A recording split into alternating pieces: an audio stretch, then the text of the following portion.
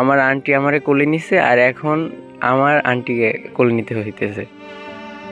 সবাই বড় হয়, সময়ের নিয়মে শরীরের বয়স বাড়ে, কিন্তু মিলির ক্ষেত্রে সময়টা যেন থমকে দাঁড়িয়েছে ১৯৯২ সালে। ৩৫ বছর বয়স, অথচ উচ্চতা মাত্র ২৮ ইঞ্চি।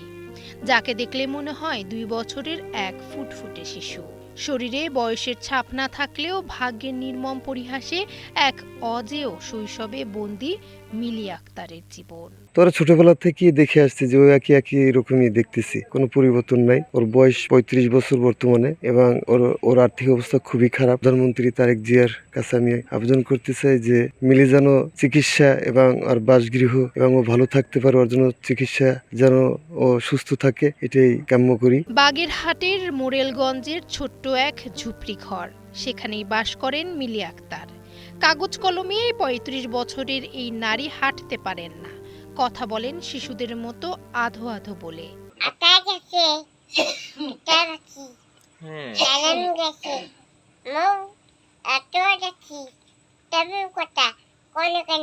জীবন তার কাছে একটি রঙিন খেলনা আর ছোট্ট গাড়িতে চড়ার মতো।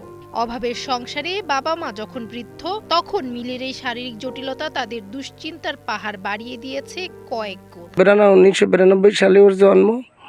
ওর বয়স বর্তমানে 35 বছর, 28 ইঞ্চি লম্বা।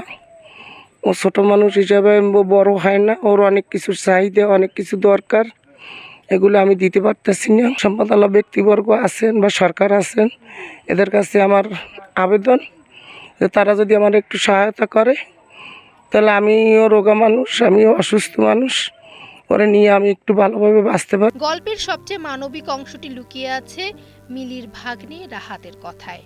রাহাত যখন ছোট ছিল তখন মিলি তাকে কোলে নিয়ে আদর করতেন। আজ সময় বদলেছে, রাহাত বড় হয়েছে, আর মিলি রয়ে গেছেন সেই ৩৫ বছর আগের শিশুটিতেই। আমার বয়স 18 বছর আর আমার আন্টির বয়স 35 প্লাস। সো আমি আমার 18 বছর ছোটোবেলা থেকে আমার আন্টিকে এরকম দেখতে দেখতে আসছি। মানে আমি যখন জন্ম নিছি তখন আমার আন্টি আমারে কোলে নিছে আর এখন আমার আন্টিকে কোলে নিতে হইতেছে।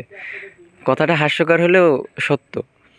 হ্যাঁ, তারপরে অনেক সময় কষ্টের কথা বলে, অনেক ই যে সময় মনে পড়ে যে মানে হিতাহিত জ্ঞান বলতে সেরকমভাবে জ্ঞান হয় নাই।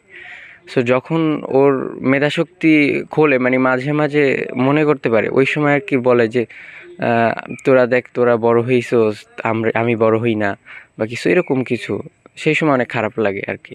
মিলি বড় হবে না, সে চিরকালই শিশুর মতো থেকে যাবে, কিন্তু তার ঘাড়ের কাছে এখন নতুন করে দেখা দিয়েছে ফুলা ফুলা একটি জটিল সমস্যা।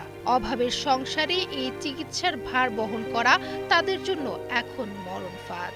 মিলির পরিবারের একটাই চাওয়া, একটু মানবিক সাহায্য। আমার নানু বাড়ির অবস্থা, আর্থিক অবস্থা অতটা ভালো না।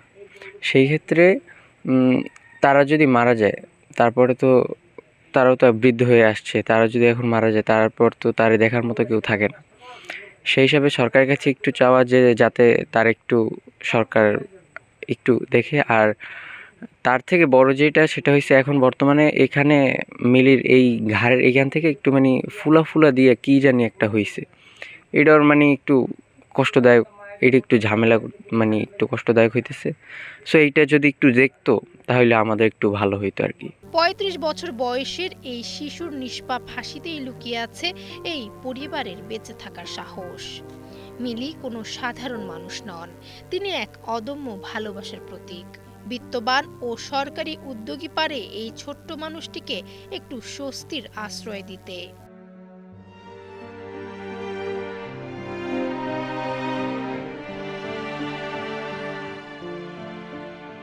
ডেস্ক রিপোর্ট, সময়ের আলো।